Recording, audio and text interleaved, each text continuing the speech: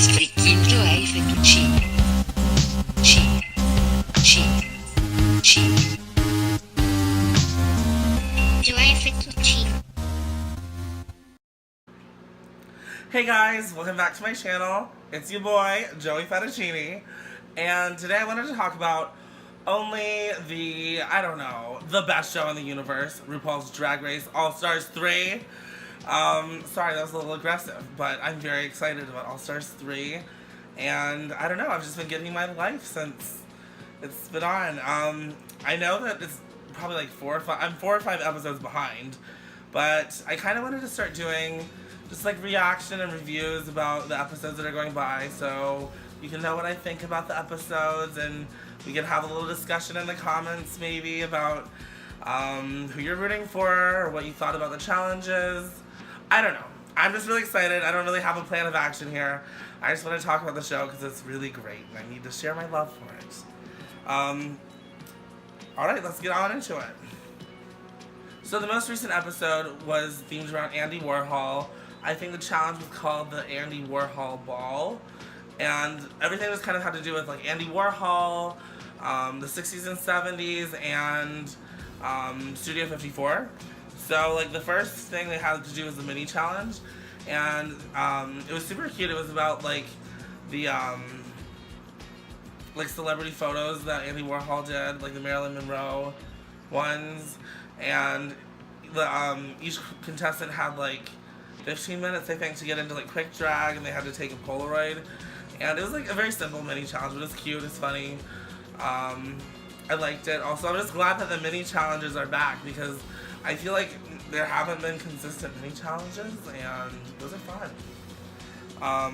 But anyways, getting into like the bulk of the episode, each queen had to come up with 2 looks: a soup can inspired by Andy Warhol's Campbell's soup design, or can design, and a Studio 54 disco look. So for the soup can, I was like kind of confused. I wasn't sure if like, my first thought, I was like, are they designing like a little can of soup and then a look that goes with it?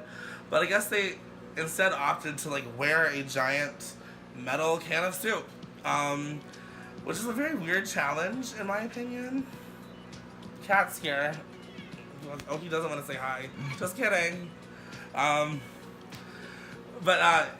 it kind of reminded me a little bit of the challenge in season 4 where they had to like make a parade float, and then they took the parade float off, and then there was like a corresponding look that went to that. But here it was like you're just wearing a giant soup can, and like there was no look underneath. It was kind of odd. And also like a big difference was like in season 4 the parade floats, like the queens themselves designed them, like, or they decorated them by hand. Whereas here, like, I guess there was some like unexplained graphic designer on set that like helped with it because they were like very professionally done. So I don't know. It was like kind of a weird challenge in my opinion. It was kind of fun, but like kind of weird. I thought that Trixie and Ben de la Creme had the best cans for sure. They were very fun. They were bright and it really represented who they were. I think Ben de la Creme was my favorite, but also, I don't know, actually maybe they were both tied for my favorite. I thought the other ones, to be honest, like, the other ones were like kind of meh. Like, I thought that BB's was like nice, but like the colors weren't really that pretty. The can itself wasn't very pretty. I thought that Shangela's was like, I don't know, I didn't really have an opinion on that. And then Kennedy's was, I thought the old lady thing that Kennedy did, like the old lady drag, was pretty funny and cute. And like I kind of got the idea like she was going for like a Betty Crocker kind of character. But like I guess the whole point was like get a can that like, or to create a can of soup that embodies your style. And so that kind of was like, she's not an old lady, so that didn't make sense. So I kind of saw what the judges were saying there. As for the Studio 54 runway, I was really like disappointed with the looks, to be honest. I don't know, they weren't as dramatic as I hoped they would be. I did love that all the contestants had to come out on a white horse. I don't know, I thought that was, I saw that in like the preview from the other episode, and it was just like I don't know. They do so much stupid stuff on that show, and I don't know. I just loved it. It was so funny. Um, so let's just go through like each queen and how the looks were. Okay, so the first one was Aja. I think the first one was Aja. The first one that I wrote down on my list is Aja, at least. And I thought she was really good. I really liked her look. I thought it was very like 1970s Cher. I guess a lot of her inspiration was from like Brigitte Bardot, Franz Jolie, like people who I guess were more 60s and 70s.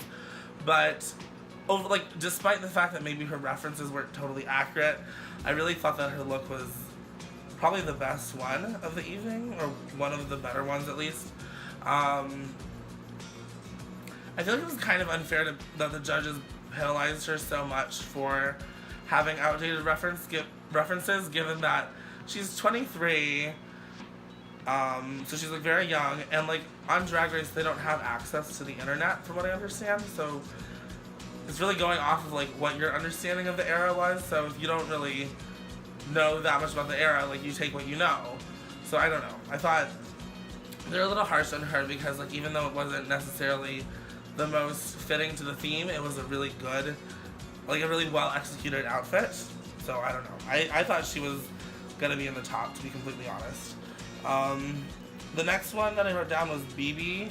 I thought that BB looked good, but it was kind of a predictable outfit for BB. Like I thought it was like a very comfortable silhouette that we've seen her in before. It was like very clearly an outfit where she just kind of like glued strips of fabric on, which like is like you do you. That's actually very smart to do if you don't know how to sew. But I don't know. It didn't really like wow me. It seemed very like it seemed like the outfit aged her a little bit. I don't know. It wasn't dazzling to me. It wasn't like disco queen. It just seemed like a very pretty gown. As for Trixie, I thought kind of a similar thing for her. Like I thought she looked amazing. It had a very like 60s, 70s. I guess it's not supposed to be 60s. I don't know why I said 60s, but like 70s, like jumpsuit kind of thing with like bell-bottom sleeves and pants. And it was all very like bubblegum pink, so it was very on brand and represented her.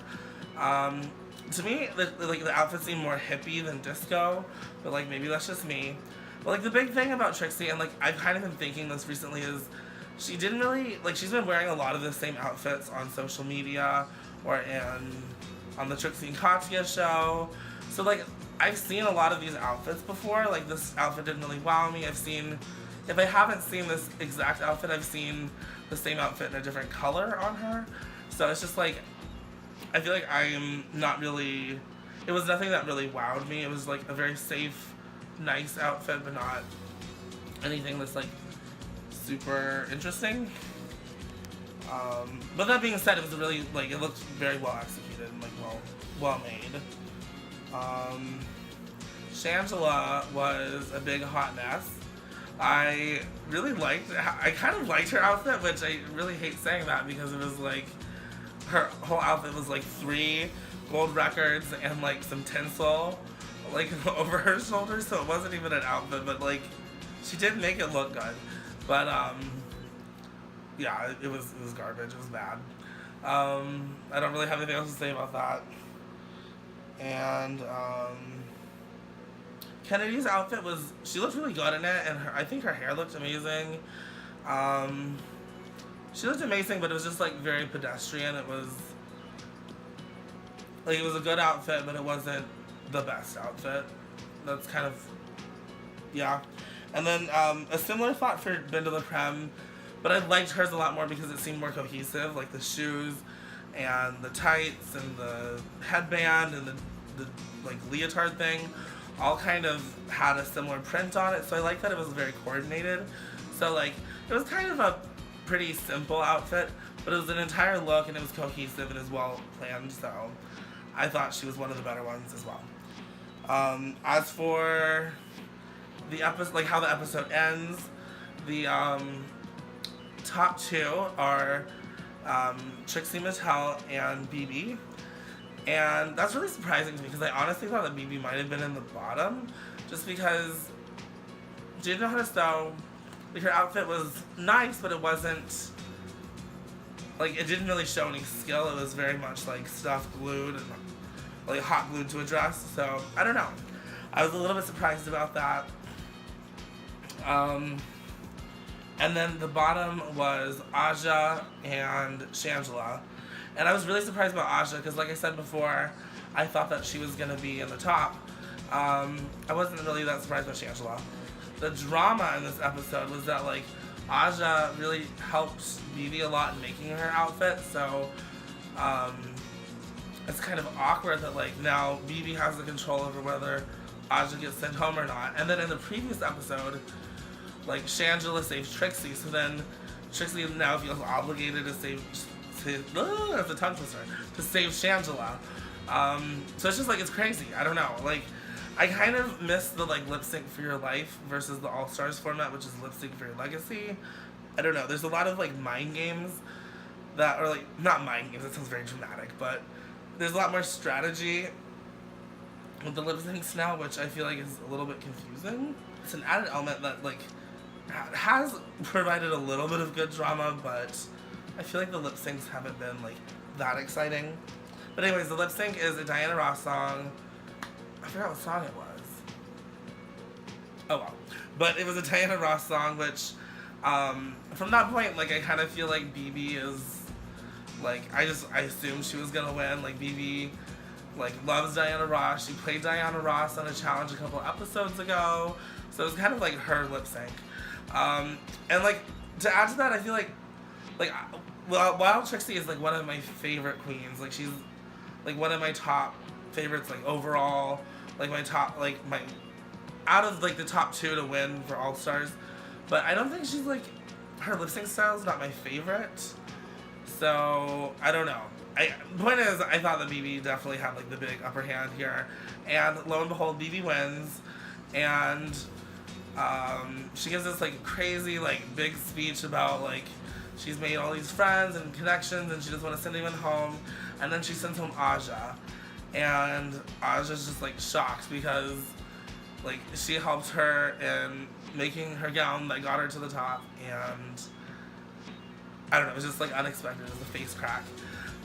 So then you see that, like, over the past season there's been all these, like, Handmaid's Tale references, and so you see RuPaul bring out Chad and Alaska, and they're dressed as, like, characters from The Handmaid's Tale, and they bring out 3 other contestants that I guess they're gonna bring back to the competition, where, like, I'm not exactly sure what they're gonna do, but there's 3 contestants and you can't see their faces, but I'm almost certain one is Aja, because you can see she has, like, a sleeve of, like, tattoos, but I'm very curious why it's only 3 they're bringing back instead of 5, so I don't know, but I'm really excited to see what the twist is, because I've been waiting all season, so hopefully it's a good one. Anyways, thank you for listening to my very long rant about Drag Race. I love the show so much. Let me know in the comments who you're rooting for, or what you thought of this past week's challenge. And thanks for watching. I'll see you soon. Bye.